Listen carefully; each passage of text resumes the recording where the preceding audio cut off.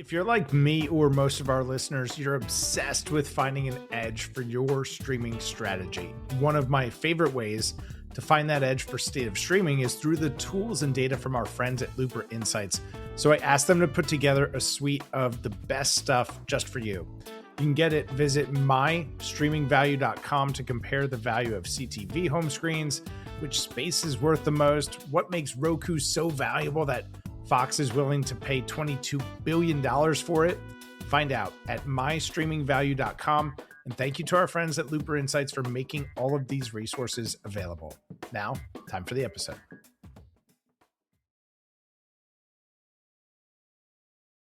Lady Boss in Disguise, My Forbidden Alpha, Undercover Prison King.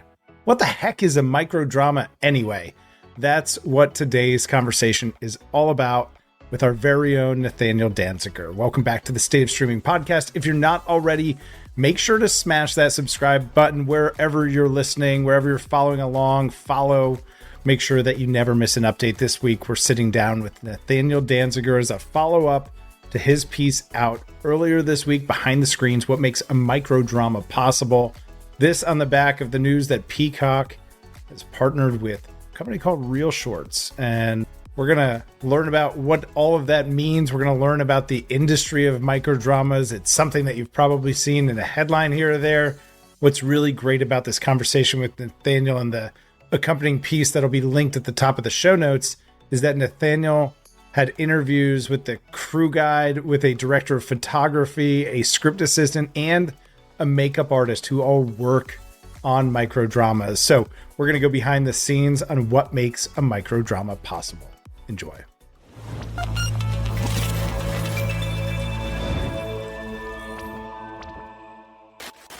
Nathaniel, you've been covering vertical streaming, which is a shifting theme for us. And this month you went deep on a topic that we've definitely covered as a headline. It's been a nugget. There's certainly news about them, but I gotta be honest, I didn't know what a microdrama is until your piece came across the desk. Welcome to the show.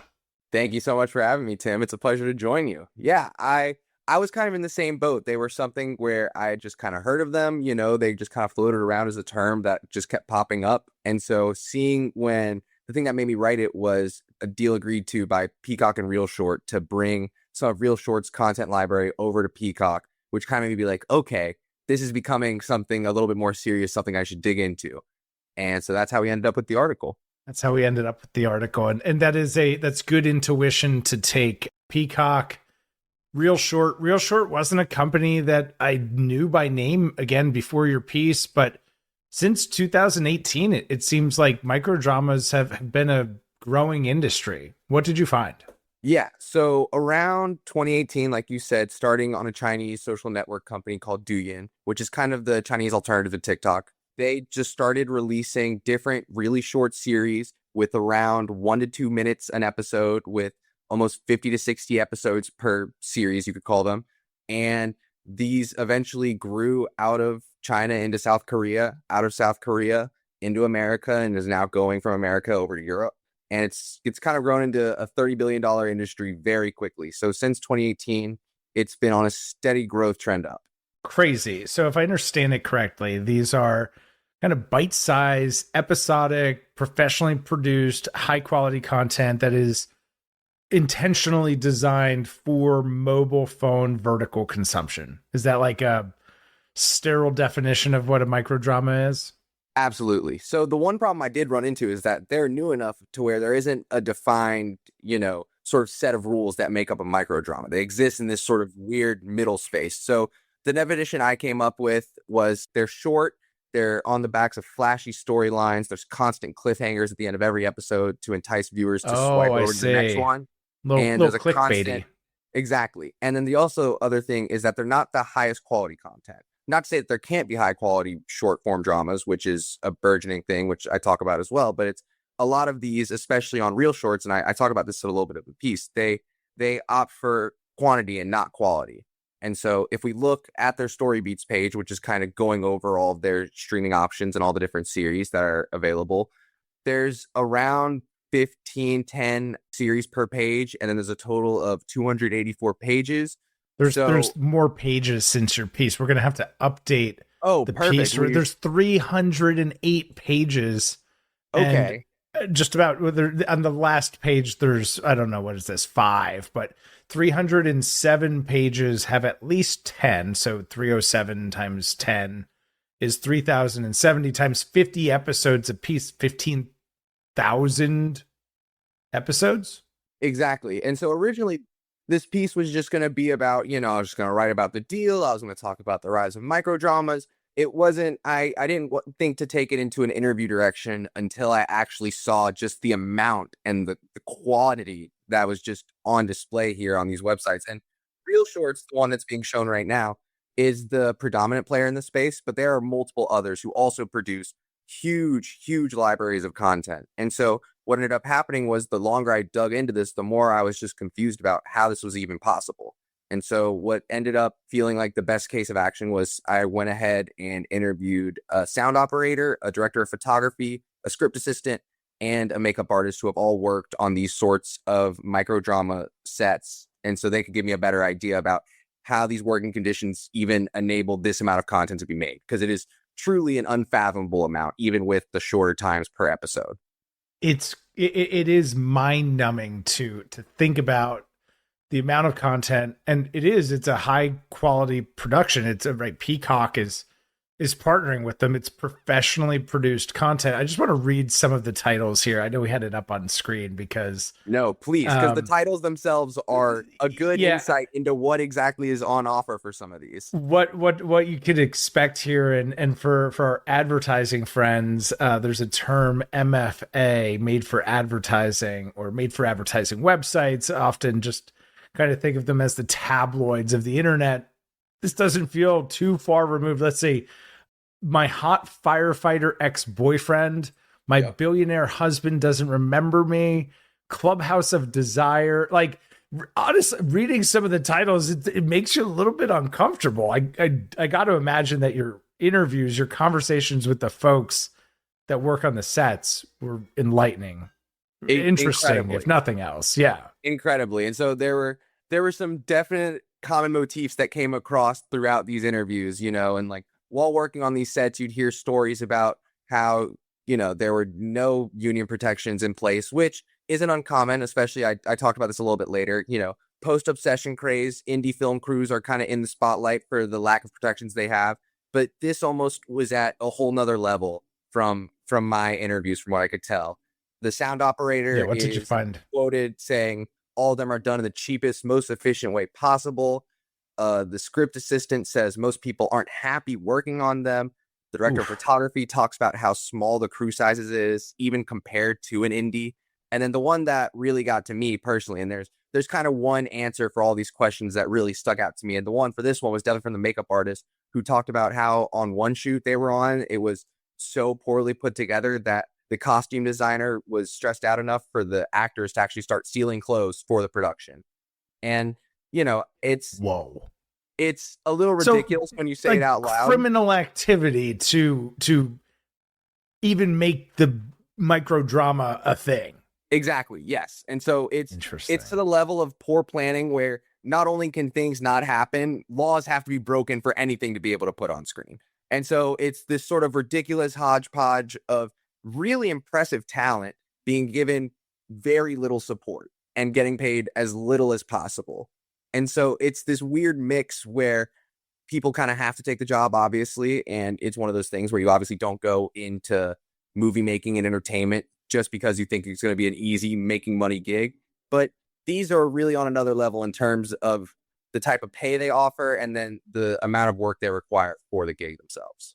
And the lawyers are going to make me come back and read a disclaimer. We're not suggesting that the Peacock deal has anything to do with any of the conditions that we're describing. Insert legal footer here. These are general broad stroke insights about the category overall, right? We're talking about this from the people I from a spoke global to perspective. These are all ReelShort is the one I use just to talk about the total amount of, it quantifies kind of how much is there. Yeah, for sure. But there are many companies doing this across multiple different media platforms. And so this is not a channeling on any one of them. It's very much broad strokes, general sentiment that I've gotten from people who have worked on multiples of these sets. And I think it's important to call out because for us, our core audience are media buyers. These are folks who are running advertising, and we want to create that level of transparency of here's the good, the bad, and the ugly of what your brand could be positioned next to or against, or right. It sounds really exciting. And maybe there are formats, maybe it makes sense on a direct basis, or understanding really that's the important thing that we want to get across here is a high agency understanding of what it is that we're advertising against. So the working environment on the set's a little bit sketchy. The next question in your piece, do people enjoy the stories, the storylines themselves? Yeah. Doesn't seem like we're making this for the artistic quality, but maybe I'm wrong. It's interesting. The point you just made actually was a perfect lead in. So the quotes I have here, these were part of the general sentiment, which is absolutely not. These people are not enjoying getting these aren't projects that people go home and get to really feel good putting on their reels. We're not reels. calling grandma like, hey, grandma's not getting a call that okay, she worked on my grandmother's secret billionaire boyfriend. You know, it's not something that happens. That's fair. However, you know, there was one example where someone told me they worked for a major streaming company that was doing one, and they did a very well thought out queer-centric storyline that she said she was very proud to have worked on, which was great, and I was very happy for them.